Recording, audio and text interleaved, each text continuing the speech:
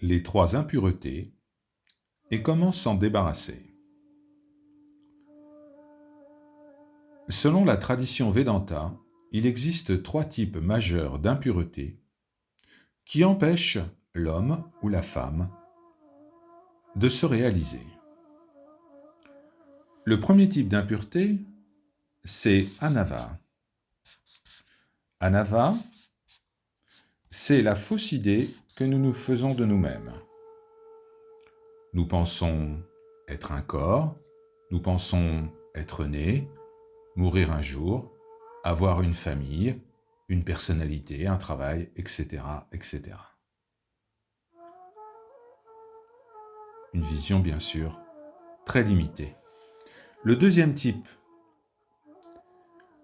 d'impureté, c'est karma.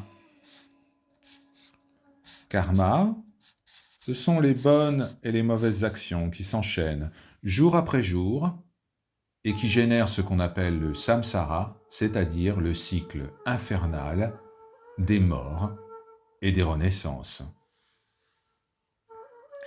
Le troisième type d'impureté s'appelle maya. Maya, c'est l'illusion à propos de ce monde. La fausse perception que nous nous faisons de ce monde, dont nous sommes conscients uniquement à travers nos sens, nos jugements, nos sentiments. Alors comment éliminer ces 3 impuretés?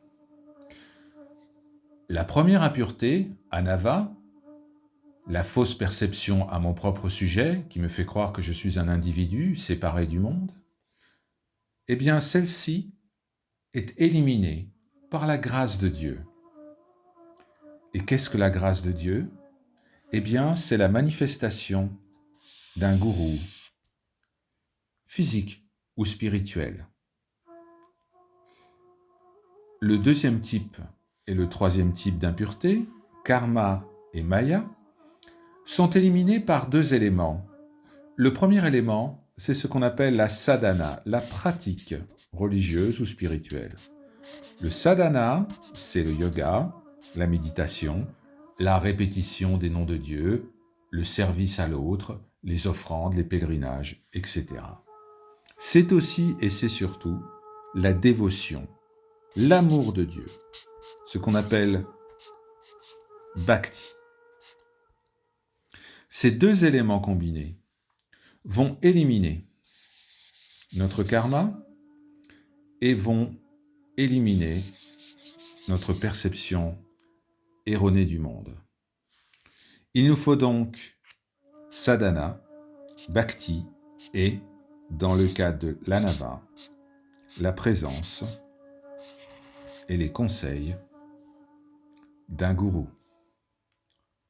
Om Shanti.